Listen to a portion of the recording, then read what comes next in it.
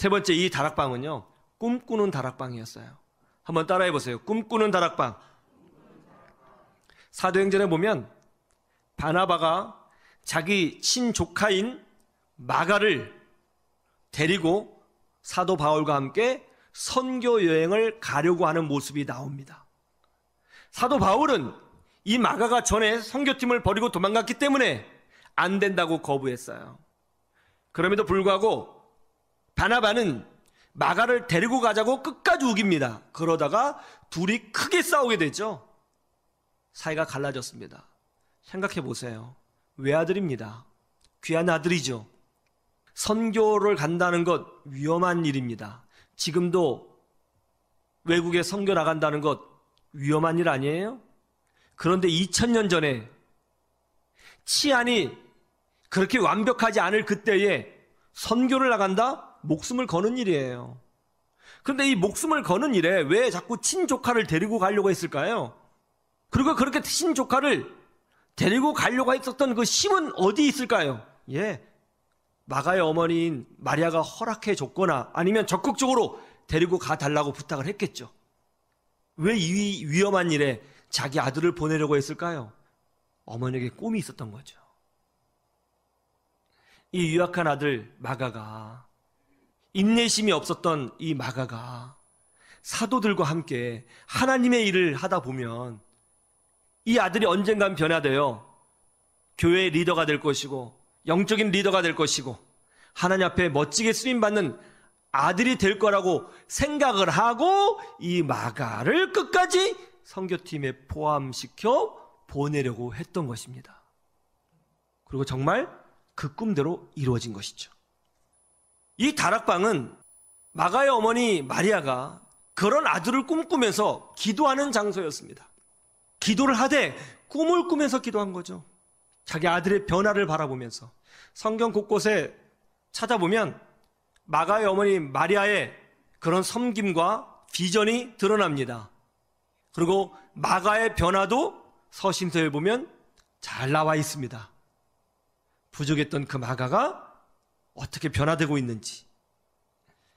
우리도 마찬가지입니다. 하나님은 믿음 안에서 꿈꾸는 자들과 함께 하시는 줄로 믿습니다. 살아있으나 꿈이 없는 자는 실상은 죽은 자입니다. 죽은 나무에 열매가 맺히지 않듯이 꿈이 없는 자에게 영적 열매가 맺힐 리가 없는 것입니다. 아브라함은 아이를 낳을 수 없는 사람이었습니다. 그 아내의 경수가 이미 끊어졌기 때문입니다. 그러나 하나님은 아브라함이 꿈꾸는 사람이 되기를 원하셨죠. 그래서 한밤중에 아브라함을 부르십니다. 아브라함아, 저 하늘에 별을 세어보아라. 아브라함이 별을 세웠습니다. 세다가 포기했죠. 도저히 못 세겠습니다. 그러자 하나님께서 아브라함에 뭐라고 말씀하시죠? 내 자손이 이와 같으리라. 하나님께서 이렇게 하신 이유가 뭐라고 생각하세요? 그냥 말로만 하셔도 되잖아요. 네 자손이 많을 거야. 말로만 하셔도 됩니다. 그런데 굳이 아브라함에게 별을 세라고 하신 이유가 뭘까요?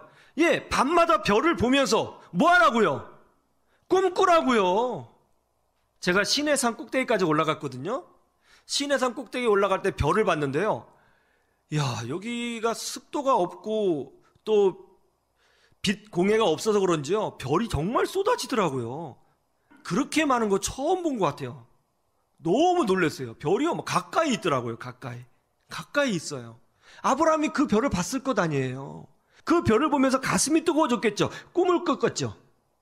하나님은요, 꿈꾸는 자와 함께 하시고 그 꿈을 통해서 역사하시고 그 꿈대로 이루어 주시는 줄로 믿습니다. 저도 예전에 늘 마음속에 개척을 해야겠다, 그렇게 생각을 했거든요. 근데 정말 개척을 했더라고요. 요즘 드는 생각이, 사람이 생각하는 대로 되는구나, 그런 생각을 합니다. 장은도 목사님이라고 있어요. 이분이 3살 때 척추에 바이러스가 들어가서 하반신과 척추가 마비되는 소아마비 판정을 받게 되었습니다. 어려서부터 온전하게 생활을 못했어요. 어릴 때는 잘 몰랐는데 크면서 사춘기를 겪으면서 아주 내적인 갈등을 심하게 겪었습니다. 자신의 인생이 너무나 어이가 없는 거죠. 너무 불쌍한 거죠. 자기가 자신을 볼 때 너무나 불쌍한 거예요. 할 수 있는 게 아무것도 없는 거예요. 절망과 눈물과 반항과 원망으로 하루하루를 보냈어요. 그러다가 누군가의 전도를 받고 교회에 나가게 되었습니다. 그런데 그것이 인생 변화의 시작이었어요. 할렐루야. 하나님은 우리 인생을 붙들어 주시고 변화시켜 주시는 줄로 믿습니다. 이제 교회에 나가서 우연찮게 플룻 있죠. 여러분 플룻 아세요? 이 플룻으로 이제 배우게 되었는데요. 너무 재밌는 거예요. 이번에 이제 플룻만 계속, 이제 청소년 시절인데 계속 집에 있으나 교회에 있으나 플룻만 공부하고 플룻만 연습을 한 거예요. 그러다가 기도하면서 꿈을 꾸게 되었습니다. 어떤 꿈이냐면 자신이 전 세계에 다니면서 무대에 서서 사람들에게 막 플룻을 불어주는 그런 이제 꿈을 꾸게 된 거예요. 마음속으로 상상을 하게 된 것입니다. 여러분, 이 상상이 되게 중요해요. 그래서 하나님께 이렇게 기도했습니다. 하나님, 제가 지금 보고 있는 것 하나님도 보시죠? 멋있죠? 제가 지금 보고 있는 거 하나님도 보시죠? 저를 이렇게 만들어 줄 줄로 믿습니다. 하나님 만들어 주세요. 그리고 열심히 플룻을 공부했어요. 정말 열심히 공부했습니다. 그리고 이제 음대를 가기 위해서 대학 입시를 준비하고 입학시험을 쳤어요. 놀랍게도 4번 연속으로 떨어졌습니다. 안 된 거예요. 내가 왜 안 됐을까? 장애가 있어서 그러나? 내가 왜 안 됐을까? 원래부터 소질이 없는 건가? 왜 안 됐을까? 난 이렇게 장애인으로 살다가 인생이 끝나는 건가?